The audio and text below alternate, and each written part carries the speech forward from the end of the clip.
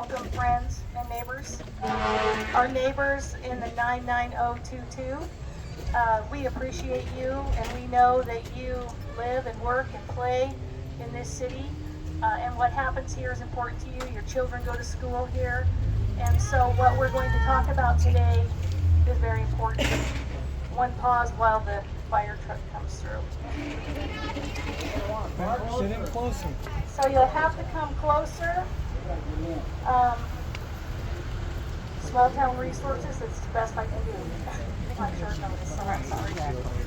Please come in as close as you need to. I'm not afraid of people. Come in closer if you cannot hear. Please feel free to come in closer if you cannot hear. We are a close community. Okay. Again, continue to come in closer if you cannot hear, because what's going to be said today is critically important. I guess I'll get printed out here. So, first I want to say welcome. And when we heard the potential that Pine Lodge was being sought as a facility for a homeless population, or even potentially a pre-release jail facility, we knew about this for a while. I'll talk about it in a minute. But I want to let everybody know that right now, that plan is not going to happen.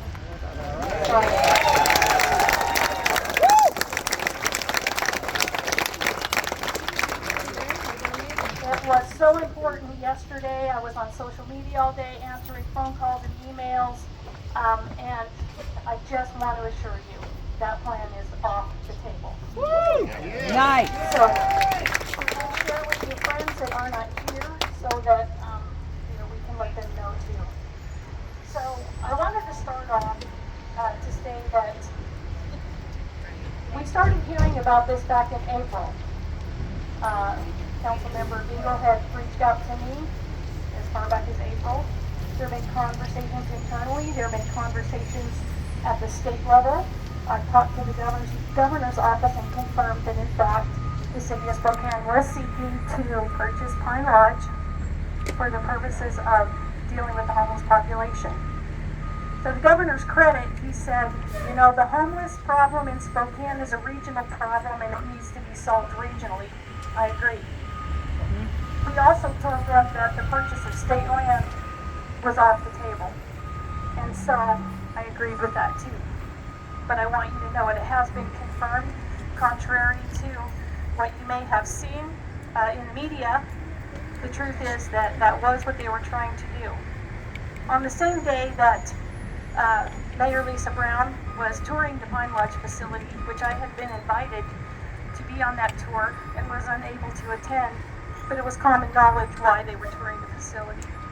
On that same day, Councilmember Jonathan Bingo made statements during the Homeless Coalition meeting in the Garland District, talking about Pine Lodge was the best fit. They've been looking at it for months. There's all kinds of space for camping, and you can be indoor, outdoor. It's just the perfect place to solve their homeless problem. And so, and it's a city of Spokane's problem. And so those two things happening on the same day are what caused this community to be so alarmed. We didn't know about it. No one had contacted our city. No one had told us that this was a real viable thing. And so we all learned about it at the same time, and it was alarming. I wanted to say that I was astonished by the city of Spokane's lack of transparency. Their actions were unprofessional. Their lack of collaboration, of which they boast, was alarming, and without consideration for another community's needs and the impact on Medical Lake as a city. They don't even realize what we're going through here as a city. Right. That's right. They don't realize that Medical Lake has no support services. Our last medical facility is leaving our town. Our downtown core is reduced to a few businesses who are open part-time, post-COVID shutdown, and then on top of the Gray Road fire. We have probably 3,000 people a day that do not do business here for the last year. We're still in recovery. And yet you're going to pursue an option like this without even talking to us. So the good news is it's not going to happen, and I think we can have to get out of that. Yeah. The bad news for the reason, the bad news is, not the reason, the bad news is that this pursuit is not going to stop. So they have a huge problem to solve. We came to the table as a small city, and we said we want to help collaborate on this issue with a regional solution. Spokane's solution of a housing first option is a proven failed model. It won't work. That's right. Nobody knows, like Medical Lake, about caring for vulnerable people. We've been doing it for 120 years. We have a developmentally disabled facility. We have a geriatric mentally ill facility. We have a state mental hospital which has mentally ill people who are in transition, all the way up to criminally insane who are in lockdown. Send Lisa there. We know that's kind. So, we'll go a lot farther if we stick to facts and truth and decency, because we don't want to be like that. My city is not like that. I am not like that. We're not Spokane. So we are Medical Lake. Hear us roar.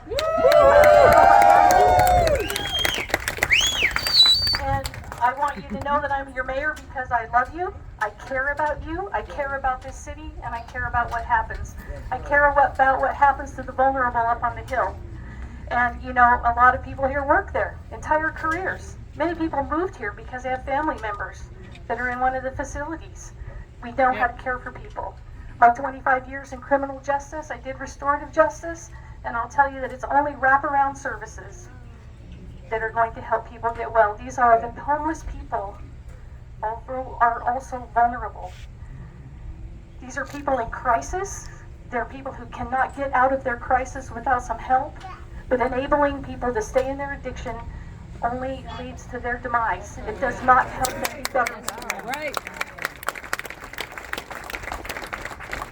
We were concerned that we would have drug addicted, mentally ill people roaming around unsupervised on state property amongst these facilities with vulnerable people in our parks and trails, impacting our downtown with no services.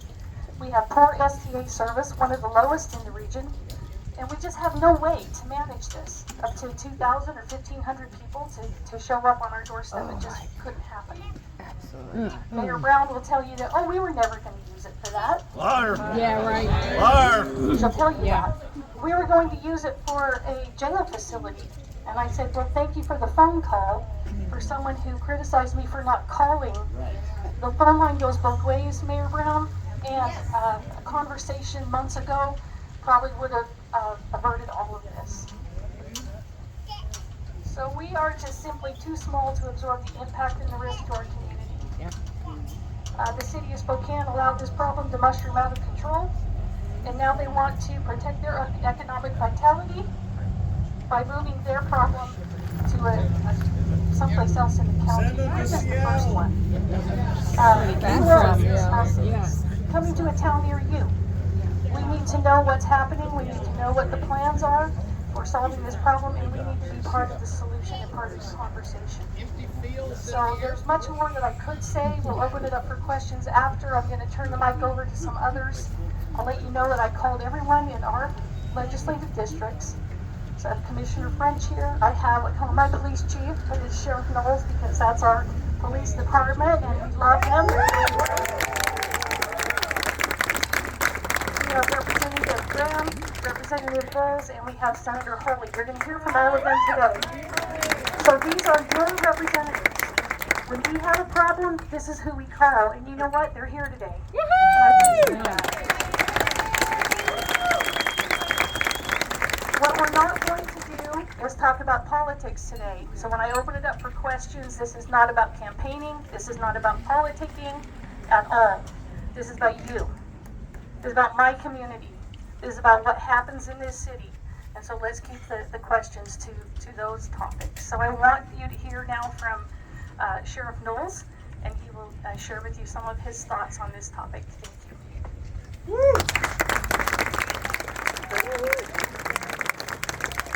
First off, I want to say it is amazing to be standing here in a community that on short notice and on such a sensitive topic, a large group of people came out on a Sunday afternoon when you could be doing a lot of other things. And it shows how much you care about your community. I'm going to give you a couple of observations and we have the media here, and there are going to be people from all around this region watching clips from this news conference. And I want the people watching who aren't part of this community to know what kind of community Medical Lake is. Medical Lake is a community where my deputies patrol these streets and the citizens know them by name. They know them by name, and my deputies walk these downtown streets on foot patrol because that's the kind of policing service that this community wants. It's the kind of policing service that you expect and deserve. And it is our pleasure to provide that level of service. And I will tell you, for the better part of a decade, we have been in constant negotiations with the city, trying to manage the limited resources they have to deliver the best police services that we can give you. And we have struck a very, very good balance. So, the reason we have such a strong reaction to what Mayor Brown and other elected officials in the city of Spokane have done in the last couple of days is because there is a potential 350-bed facility that the state has mothballed, which should have remained a prison, mind you, but they decided not to. And they are putting the burden of the people who should be in that facility out onto our streets, out into our communities, and I understand that. That's right. But what I want to say is this: you could not introduce 350 inmates for whatever kind of correctional facility the mayor envisioned, or 350 homeless people out into this community without having a substantially negative impact on this otherwise safe and quiet community. Right. Yep. I had never been approached by Mayor Brown or anyone else in the city Imagine that. about their design of bringing a facility for whatever reason the mayor states she was bringing it here. No conversation was had with me, the chief law enforcement officer of the county and the person who is responsible for public safety in the city of Medical Lake. I will tell you, I was in a meeting Thursday morning, one table away from Mayor Brown and her staff, talking about the future of the regional criminal justice projects, what a future jail project might look like, what other community safety projects might look like. At no time did she or anyone on her staff mention to myself or the two other county commissioners in that room that they were coming out here to tour that facility later today. Wow. For whatever reason, she was doing it. No more hidden vision. I asked Mayor Brown that if she intends to take a regional approach to public safety and to this homeless problem, that she becomes more transparent and open with those she has to partner with. Yes. I will tell you, Yes. as your elected sheriff, I will absolutely enforce public health laws. I will absolutely enforce all laws related to public safety. And that might always be happening in the city of Spokane for whatever political reasons they have, but no. Wherever we end up placing our homeless shelters, whether we follow the model that Houston followed, or whether we continue with the system that isn't working so well in the city of Spokane right now, as your sheriff, we will make sure that law and order are followed in every jurisdiction that I have the authority to do so.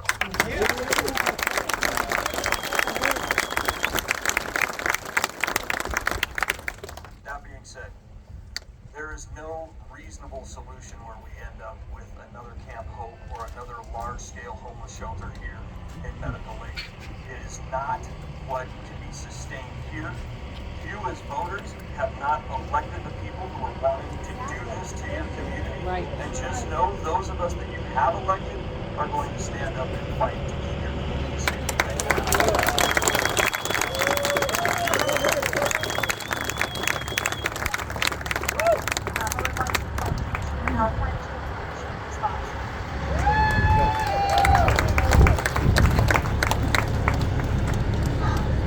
Did anybody enjoy the rain this morning?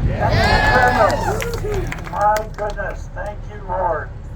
So, I know that there has been a lot of posturing in the news media here lately about Well, no, that's not what I really wanted to do out at Medical Lake. So I'm going to read to you, very briefly, some internal emails for the city of Spokane. Don't you just hate this? So, this on July 1st from Barry Barfield with the Homeless Coalition. Hi, Lisa and Paul. 2 weeks ago, I casually asked Luke Jasmine, he's with the governor's office, if he had heard anything about the state property of Medical Lake being used as a homeless navigation center. He said no. It said he would arrange a meeting with me. I and Norla McGold, Governor Inslee's senior policy advisor on housing and homelessness.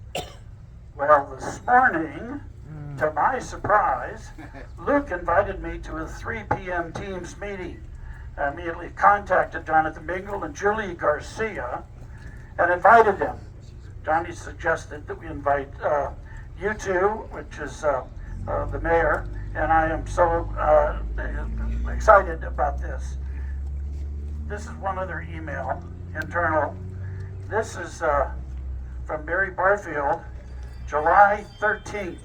I won't read the whole thing, but this is the important thing.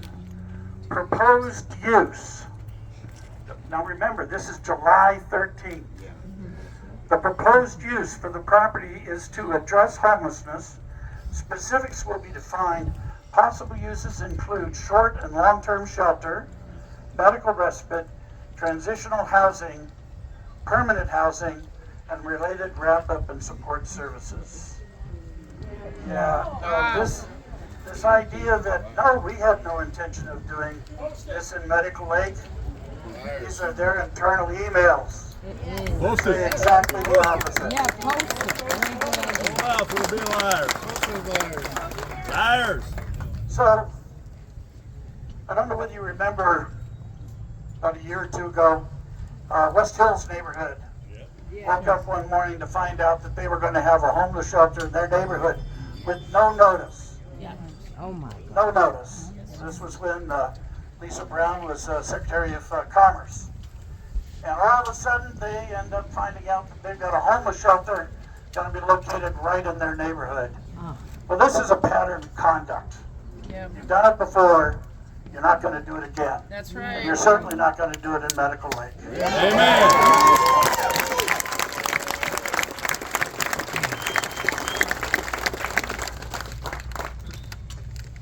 We have not even reached the 1-year anniversary for the Gray Fire. That's right. We are still recovering. And to try and burden this community with more when we're still trying to get out of the Gray Fire. I had the opportunity to talk to a couple this morning that are now finally starting to get to construction. This is important to us to rebuild Medical Lake. Yes. And we have returned to the city that we once were here in Medical Lake. So we stand united with Mayor Cooper. We are united to make sure that Medical Lake maintains the character, the quality that has attracted all of you here. And so with that, I'm going to turn the mic over to Senator Jeff Holy, and he'll have some comments. And like I said, we'll get some questions later on. Senator?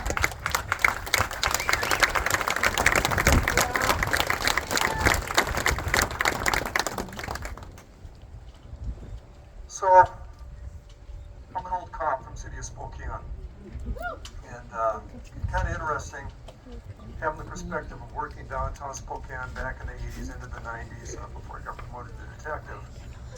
And that intersect of being a cop and a legislator has led me to a couple of different conclusions. One of the things is detectives are OCD analysts by nature. You can't help yourself. You start digging into things and you have relative perspectives. So I'm going to give you something different, an approach to this as a relative perspective of the city of Spokane that shows that whatever they did, whatever they were thinking, was absolutely tone deaf at the expense of somebody else to the advantage of their own problems. So follow me on this. About 2000, yeah, the House of Charity was down at Main and Division, and we had a heck of a homeless group downtown Spokane at the time. They moved that out, and all of a sudden, the 100 West Main block turned into a micro business district that is extremely attractive, very popular, and well attended down there. It's just one of those things that where you know a problem exists back in the day, you remove the problem, and all of a sudden, things get better. So, yeah, follow up with that. How about Mayor Condon in his 2 terms? He looked at Spokane and saw what the problems were. One of them had to do with presentation. You come off the Division Street in Spokane, and all of a sudden there's construction fencing for 3-4 years there, and a huge hole in front of you. It didn't present well for Spokane at all. He made the effort to actually make things look decent, make Spokane presentable.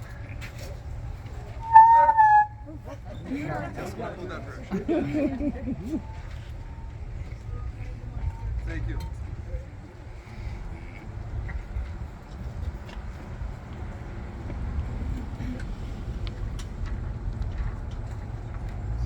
Brought things in that direction and actually made improvements in the city of Spokane. We actually looked good when you came to town. Lumped all the rest of the development here, and that was kind of a starting point for us. So after establishment of several homeless services facilities in the downtown area north of 2nd Brown, we all know about that. Yeah, nobody wants to go down there anymore, quite frankly. Crime increased, well, seriously. It just, you feel safe walking there during the day, much less at night. So you had crime increased, people avoided the area, and businesses closed. Property couldn't be sold, it was a pry area. Mayor Woodard was pretty clear about that. She called it urban blight, wanted to solve the problem.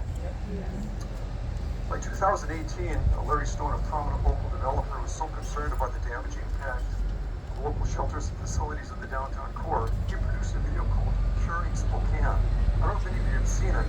It's an interesting take on it. You know, and, you don't have to agree with the video. That's not the point. The fact is, local businessmen don't really do this. This video speaks volumes about the again, this is on this. Both of our last year's Spokane mayors have acknowledged that the problem exists and made promises to address the issue. I don't see much yet. I'm glad this is not the solution to the problem. Disastrous here. The Spokane problems continue to evolve over the last 25 years. Top city officials, public safety officials, expressing clear awareness that there is a problem. This is not something that just they suddenly came up with here, or they can say they're unaware of. It appears Spokane is studying how to move the facilities to a more appropriate location out of the downtown core. I'm glad it took them so long to figure this problem out. So I want to throw some numbers at you here. This is the analyst part that things get out of, I go overboard with. So current Spokane population is about 230,000. So a 2023 point in time count asserts 2,500 homeless in the city of Spokane. That's about 1 in 92, or just over 1%. 1%. 1% of the Spokane population is homeless, and this magnitude of problem exists for them.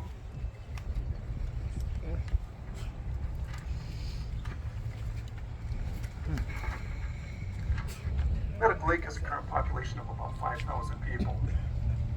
Small rural town doesn't have the overlapping human services system like Spokane does. Mayor Cooper is pretty clear about that, what you have to work with here. Pine Lodge facility, and I did some background on this one all the way back to when I remember it was a women's prison, because I was in patrol back then.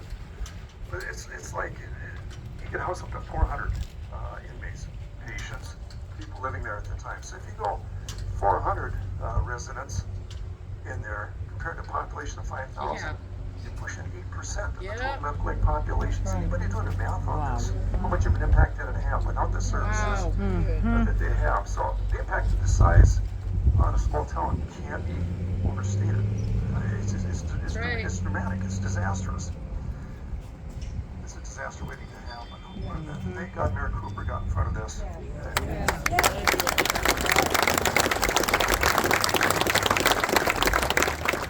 Thank God there's a community where enough of you care to come out like this. This is absolutely amazing. So, listening to both sides of the argument, because I'm getting state reps from the downtown area in the 3rd District that are starting to yell at me, all you need to do is call me, why are you involved in this? Don't you believe us? It's like, it makes you, you're smiling already because you know where I'm going with this. It's like, We voted for you. my thoughts here more than just a simple reaction to what was identified or called misinformation. So 12 years in the legislature, you know, a lot of 4 years as a Spokane police detective. Maybe bring a couple points up pretty quick here. Winston Churchill was right when he said in politics nothing happens by chance. Yeah. Clear as a bell here. He says, when I read Mayor Brown, you know, very, very clearly state that she wants to move Spokane's homeless shelters out of the downtown core. I think there's merit in finding where elsewhere is. It's like, where that unidentified elsewhere should not be is today's issue. Yep. So medical aid wouldn't be the recipient of Spokane City homeless shelter, it would be an unwilling victim to it. Yep. Yes. And providing homeless shelters is an absolute necessity. I've done my darndest between Airway Heights and been on the board for SNAP. I did a number of years with that. It's not like I'm tone deaf to this issue. In the proper location, in the proper situation. Spokane's dealing with this issue. Let's not make it Medical Lake's problem. Thank you. Thank you.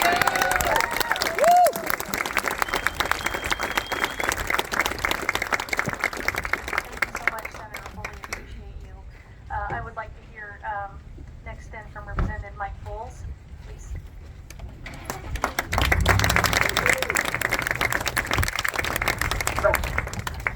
Thank you. That's pretty loud over here for some reason. Anyway, I'm standing back there, so also the speaker in my ear got really loud real quick. Anyway, so thank you all for coming out. Thanks for having me, and thank you, Mayor and Commissioner French, for organizing this. To get everybody out this quickly on a Sunday, it shows the level of commitment from your elected officials, starting with the mayor, the county commissioner, and your state representatives and senator, your state delegation. We're all 100% in support of this. You know, lots been said, and I'm a firm believer. I've been around Spokane since 1974 and in government since 1999. So I'm coming up on my 25th year working in local government. And I truly believe the best government is the local government, the government that's right in your neighborhood, that's literally on your street. Like the sheriff has his deputies out here, the mayor's out here very active in the community. That is the best government. And then the county has a role in this, and then the state has a role. But your best government comes from your community, and that's exactly what we have in the case of medical aid. So, yeah. So the problem with homelessness and the problem with crime in Spokane is growing exponentially. I first moved in, like I said, in 1974. Moved into Spokane during Expo, and so I've been around Spokane a long time, and I live up by Whitworth area, and I don't go to Spokane, and I'm hearing more and more from an increasing number of people in the community that don't go to downtown Spokane anymore. Hearing more and more from businesses that are leaving downtown Spokane and moving out and exiting the area.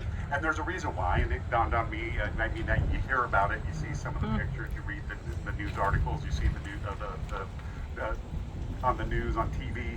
You see the stories, but my mom was in and out of Sacred Heart Hospital and St. Joseph Rehab, so I was driving through downtown from the north side to the lower South Hill at different times of the day and night, and I was shocked at what I saw and what I was seeing in Spokane, in the city of Spokane, and it was troubling to me to see how bad it got. And when you incentivize certain behaviors, you get more of it, and that's a fact. Right. And I've checked with law enforcement at multiple levels. A lot of these folks don't come from Spokane. A lot of these homeless, a lot of people involved in the drug and the crime activity are not from Spokane. But when we ease up on what we can do to criminals in the state of Washington, and we give them a bigger paycheck for benefits.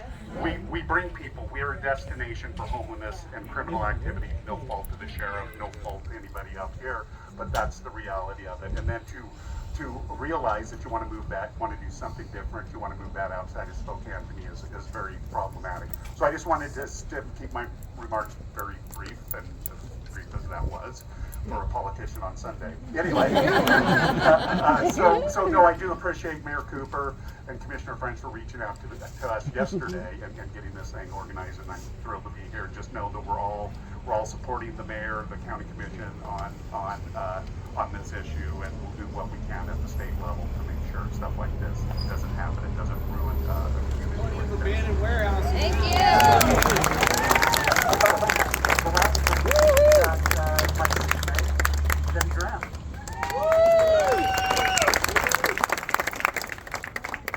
Thank you for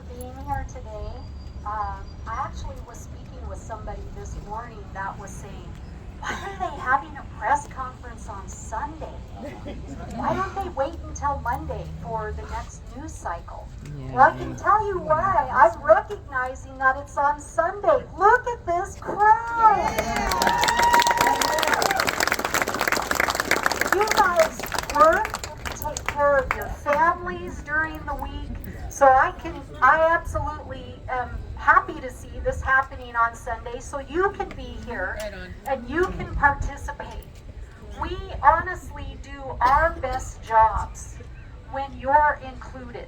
Yep. When you are the ones that we're looking to hear what's going on in your minds. What do you support? What don't you support? And why?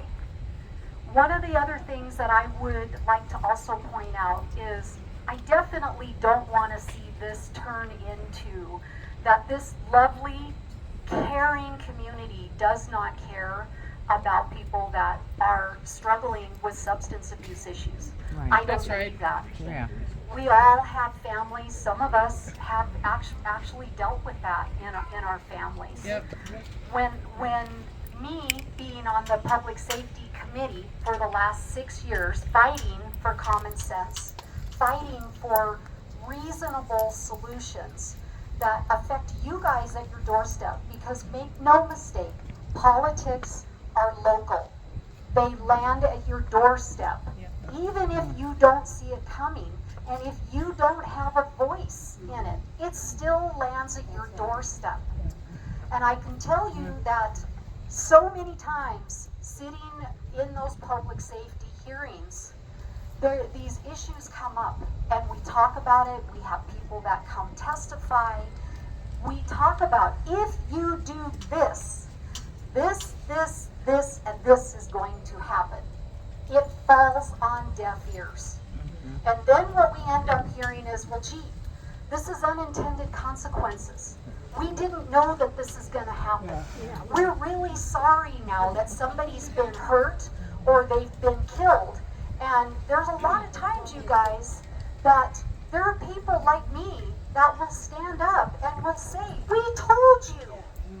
You didn't listen. Let me show you the video that is recorded on TVW when these committee meetings happen. One thing, though, that I will absolutely ask you guys is they have made it easy now for remote testimony. And so many times during those public safety committee hearings, what we struggle with is we don't have anybody weighing in. If we don't get phone calls, if we don't get emails, then it makes it hard for us to take your voice and say, I have 4,000 emails and phone calls from people that I represent that either want this or they don't want this. If you don't want to testify, you don't have to, but you can weigh in with a yes or a no. I want this or I don't. So I'm going to ask you to please look into that a little bit more, help each other. You need to be heard. There's only so much that we can do as a single voice. So with this, I also want to talk about solutions. I don't believe that there's a single person out there that doesn't want to see people that are struggling with substance abuse get help. Right. That's the point. Putting somebody in an environment where they have housing, but they can still continue with their destructive behavior is not compassion, and it's not help. And we are seeing this. You've got Portland now has figured it out. We can't keep doing this. Gavin Newsom in California can figure it out. Seattle is starting to figure it out. We cannot keep doing the status quo. We are #1 in the nation for overdose deaths, you guys. That's not something to be proud of. And when I look at those numbers in public safety, those are not numbers to me. Those are faces, names. These people had lives. They had loved ones that cared about them. And I'm going to also point out, we have offered legislation to go after the gangs, the traffickers, and the cartels that are preying on our families for profit. And that too has been falling on deaf ears. Case in point, I offered a bill this session, House Bill 1872. You can Google it just by Googling Jenny Graham, Washington State, House Bill 1872. You can actually read the bill. That bill came from what we were dealing with Camp Hope. And not just in this state, but nationwide, you guys. So I started looking into this, and I'm kind of going, okay, well, where's the money going from the oodles and oodles and oodles of money that are coming from the people that are working for a living, struggling to feed their families, put fuel in their cars to get to work? Where's all this money going? So I started looking into it and found that we really don't have any decent auditing that's going on for where this money's going. So this is the, the bill said, basically, who's getting the money? How much money are they getting? What's their business plan? Because if you want to open up a business plan, if you want to open a business, you need to have a business plan if the bank's going to give you money, right? So where's the receipt showing that that's where they spent the money? That they're saying that they were going to spend it there. Also, how much money is going towards the salaries and the overhead versus how much money is actually trickling down to help the people where we need the help? And there weren't any forthcoming answers. How many people have you gotten out of homelessness for all these millions of dollars that we're putting out? What's the cost per head? Well, I think it depends on the area that you're at. It can change. However, questions are coming up. But what I was going to get back to, though, is taking a look at all of this. You can't fix what you can't measure. So this bill was coming forward saying we need to know if money is given to an NGO, nonprofit, what are they doing with it? And if that money passes through their hands to somebody else's hands, there's no auditing going on there either. And there's no accountability if that money is spent incorrectly, if there's mismanagement of funds, if there's fraud. Who's watching that? Who's looking into that? Nobody really, from what it is that I can see. And I will add that there's really no accountability, because what will happen is they'll just start another nonprofit and this starts all over. So this was the other part of the bill, which had to do with accountability. As in, if you are caught misappropriating funds or you are committing fraud, you are now no longer going to be able to get any more of that grant money, because we need it going to the people that are actually making a difference. No more hidden agendas! So, thank you so much again for being here today. Just to make very clear, I did not have any notice of when this meeting was occurring as one of your 6 district state reps. Nobody that was involved in that called and asked me to come and have a seat at the table to help represent you. This was something that was done outside of our knowledge. But I do want to make sure that you know in no uncertain terms that we do work very hard to help look for solutions. Because at the end of the day, you guys, we're going to have solutions. We need people to stop being able to just leave from getting help or deny help. If you need help, you shouldn't be able to deny it. They're not in their right mind to be able to make that decision. And I'm happy to be able to be on the side to say, we know you're hurting, we know you need help, but we're not going to do it the way that you want it, which is getting more and more drugs. You are being victimized by criminals out in the street. That's not kind, you guys. It's not compassionate. We need to set up a situation where they can't walk out. We are going to help you with help. And the other thing, really quickly, other states are paying attention to this. If you don't think that we don't have people coming here from other states because of the free stuff and the soft on crime policies, we do. We are not just dealing with our own homeless. They're coming here because they can. Because it's been made convenient for them to do that. Let's get back to accountability, love, and real hope. Thank you.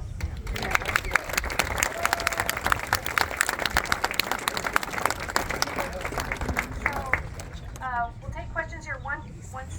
So the governor did say it best really when I had reached out to his office when he replied to the city of Spokane and said, homelessness is a regional problem and the region needs to solve it. We all have to have a stake in the game and we all need to have a voice at the table and we know that we care about people. That's why he's I'll moving tell to you Hayden. again, my 25 years in restorative justice, sitting on the bench, Buying a house in court Hayden. commissioner for 17 years, when we held people accountable who committed crimes, and they did jail time, and they had that little, thing hanging over their head, people got well. Yep. I have letters in my file where people said, thank you, Judge. I was commissioner, but I think everyone that wears a black robe's a judge. But thank you, Commissioner, for putting me in jail, helping me get through this, back with my family. I'm going to school. I'm going to be okay. It works. It works. Yep. And that's how you love people. You love them and you help them to overcome. So that's all I'm going to say about that. I do want to say that I'm all in on working on the plan. So let's take a couple questions and let's keep it to this issue, okay? So up front here, I'll stop local.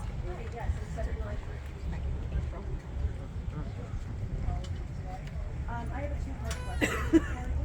So, all of you pretty much mentioned, all of your speakers, that you were never consulted by the mayor or her office. In the last hour, I did call Mayor Brown's office, and they told me that your speakers are which is also a concern for the community.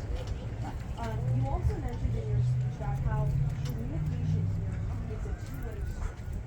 So for the first part of my question, just to confirm, her office has never contacted you or any of your vice president. That's the first part. And second question, just to elaborate, do you believe this is an issue of a lack of communication or clarity, or is this a lack of honesty and misleading you, other officials? So, I think, so, the question was, has the City of Medical Aid or the Commissioner's Office, I want to speak to the City of Medical Aid, has the City of Medical Aid ever been contacted by the Mayor's Office regarding this issue? No. The second part of the question was, but I will say, Councilmember Bingle did mention it to me in passing in a hallway one time when we were at a meeting together and said, hey, what do you think about maybe Pine Lodge as a facility? And I said, absolutely not. And I gave him all the same 8 reasons that I gave you today. So that was only inkling, and we kind of had our finger on the pulse and have been talking with the governor's office, and we heard inklings. It was only, like I said, when this came up on Thursday, that those 2 events happened simultaneously, that my community, you, said what's going on, and we got involved.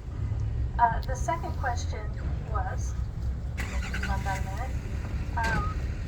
Would you repeat that so I don't get it wrong? The question was, do you believe this is an issue of a lack of clarity, communication, or is it a lack of honesty and misleading you, other officials? So the question was, is this an issue of a lack of communication, or is this a deliberate act of deception? So I don't like questions like that because they frame me in a place that says, is this or is it that? And it's probably something else or somewhere in the middle. So Spokane is doing business their way. They have a huge problem to solve. They're scrambling, and I get it. I think the email said it all. And I think that we could have done better. I think the city of Spokane could have done better to contact us. Why didn't we contact them? How would we know? We were just sort of waiting and hearing rumors and wondering what was going to happen. And so that's where that began and ended. So I'm not going to go that far because we know that life happens in the gray. It happens in the middle. So, yes. I just wanted to say, first of all, where I work, I see the police reports. Thank you, by the way, to all of you.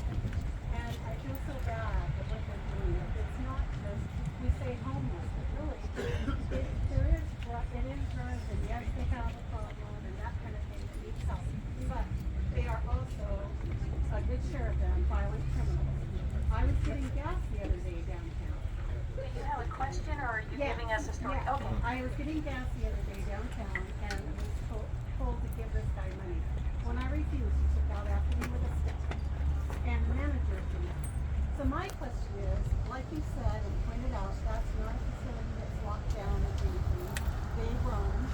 And I'm wondering that the places that are already vacant, if they're willing to put money into the High Lodge and run it with employees that are gonna have to be there, why don't they put them in something like all these huge buildings that are vacant and support them that way? So the question was, if the city of Spokane was willing to invest enough money to purchase a building in Medical Lake and rehab it, turning it into a homeless facility or some sort of wraparound services, why aren't they using some of the vacant buildings in Spokane? And so you'll have to ask the city of Spokane. I can't speak for them, but I will say that I would say that finding a facility in their own jurisdiction instead of overreaching into my jurisdiction without communication. But if they would look at their, do a facilities review, see what the vacancies are in their own city, and pursue purchasing and rehabbing facilities that are close to services. The wraparound services is the gold standard model. That's what we need, and I would encourage Spokane to do that in the region that's hoping to do the same here. So I know that Spokane has a partnership with Spokane Catholic Church. I know that Church was involved in that motel that was reconstructed into a homeless facility in the 60s or 40s. Do you know or have any contact? He's been through it. So this happened on Thursday. The question is, Catholic Charities from this, well, it's knowledge, Catholic Charities has been involved with the homeless shelter that was set up on the Sunset Hill. And the question is, has anyone contacted Catholic Charities to see if they were involved or know anything about the Pine Lodge facility? I wouldn't know, but you can reach out to Catholic Charities for that. Just one minute. Okay. We need to ask Lisa Brown what she's done with the $24.5 million that we're giving to her for those kinds of services for homeless. Also, we need to find out why the executives who run those so-called charities are being paid $568,000 apiece. So these are questions that really need to be directed to the city of Spokane. They meet on Mondays at City Hall, and those are the questions that need to be asked of them.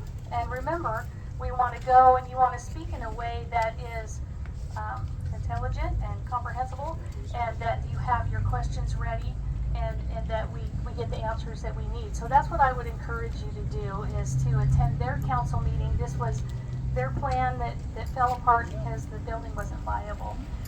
This gentleman and then you. Yeah, number one, I think the main point is about all this. We will not have a government system on the 34 so basically you can really the main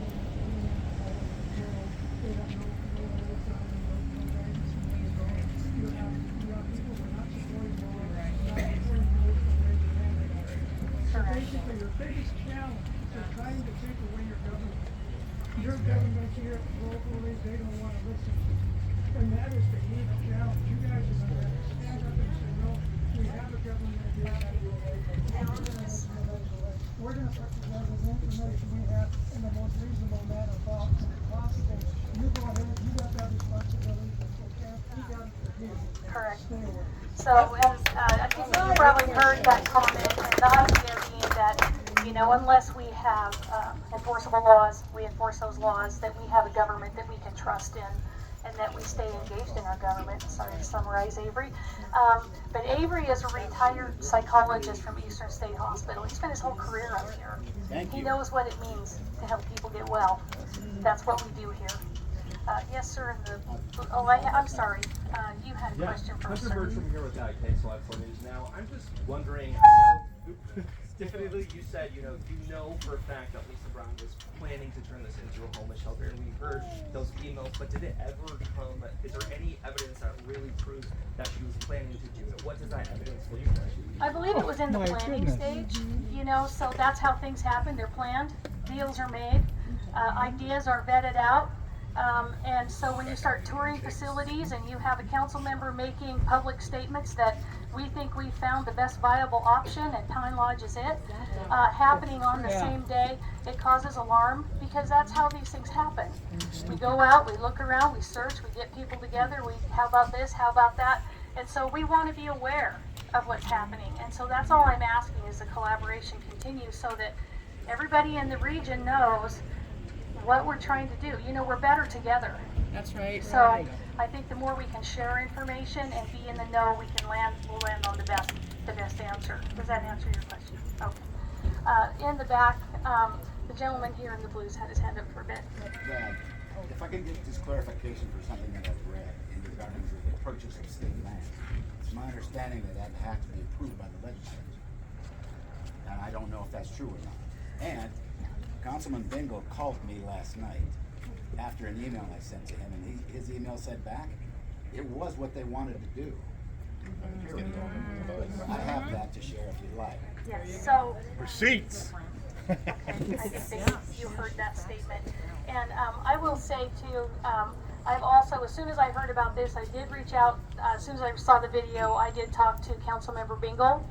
And I basically said, what the HE double hockey stick shit, what's going on here? And, but we had a very candid conversation about it, and he was apologetic. And he said, you know what, I did this backwards, I did it wrong. So he's going to come and apologize to you. He's going to come and apologize to you and own it. But, you know, I know Councilmember Bingle. I've known him for a long time, and so he didn't tell a different story. So give credit where credit is due. He owned it, and I haven't seen that anywhere else, just saying. So I'm going to let Al French here field a couple of questions. I think we'll take maybe two more, and then we'll call it good. I just want to respond to the one. You're right, the legislature does have to approve the sale of surplus property. 12 years ago, that property was on sale.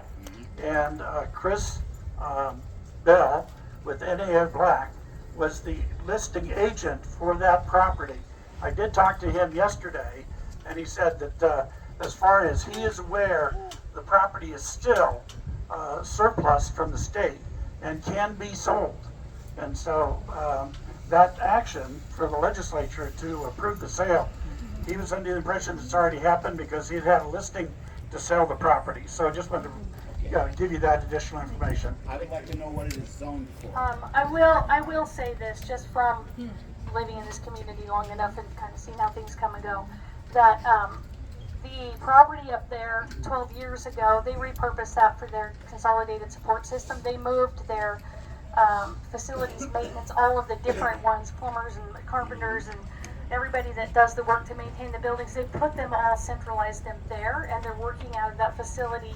It's obvious you cannot sell this in the private sector and have it sit in the middle of a campus of vulnerable people who are in residential facilities. So it became self-evident. I did do a search yesterday, but I put, again, when I got the question about what was happening here, who did I call? The governor's office. When I got the question about the surplus property, I put the question into the governor's office. I have a promised call back on Monday. I'm going to get you the correct, exact answer from the state of Washington. So I don't like speculation. I like truth. I like facts. And so let's find out what those are. So I'll take two more questions. The gentleman back here in the hat, and then this other gentleman over here with the glasses. You both had your hand up for a while. I just think everyone should remember voting time. What 6 people came to our rescue. Yeah. Right there. I just want to say, my family's already gone through this. I had sisters that lived on the lower South Hills in the Sunset Highway area. They now have, it started off with one, it started off with all these meetings. Yep. Then they went to one, then it was 2, and then now they have 3 of them in their neighborhood. Not only do they have 3 of them in their neighborhood, one of them had one of their residents catch the area on fire. I don't know if you remember that. So, thank you. This gentleman was just sharing that his family had an experience where they've started out similar to this. I'll get to you one second. His family had a similar experience, and soon it was 1, 2, and 3, and then there were fires lit in the area. And so The other thing that, Mayor Brown, I would like to ask you is, you said in your statement that the Pine Lodge was not viable at all, and that, in fact, you're not even looking at that model at all. I think the region would really like to know what model you are going to use, so that's my question. There you go. Hi, I'm Connor McAvoy with the Crime News. Obviously, you said over and over again that this plan is not happening. Are there plans, maybe from your guys' stance, to do something with the facility in the next few years or so? I've heard some people talk about like a rehabilitation center, something along those lines. Is there any plans in place for that? So the city of Medical Lake has no plans. So it is a state facility. It is on state land that is actually, sits within our city proper. Similar to the same way that you have DOC sits within Airway Heights city proper. You have Eastern Washington University that sits inside Cheney proper. So that's the same situation we have. So they govern themselves and what they do with their building. But I tell you that they have been doing some great rehabilitation up there, and they have more plans rehabilitating their buildings. And they're working on caring for the population that they have, and they're enhancing the way they're caring for their population. I did a tour about a month ago, and it was so impressive. These are people who are content and cared for and happy, and they're doing a really good thing. I toured both Eastern and Lakeland Village and Westlake, and so I would say hats off to the state. They are investing, but I don't know what their future plans are. So I think that's all we're going to do for today. You can reach out to me. I have an email. I'm happy to share with you. We're here for a little bit if you want to come and talk to us individually. But I want to say thank you. Thank you for showing interest, for caring about the community, for standing out in the sun on a Sunday afternoon and showing that you care about what happens here. So hats off to you, Medical Lake. Have a great afternoon. Thank you, Mayor. Thank you.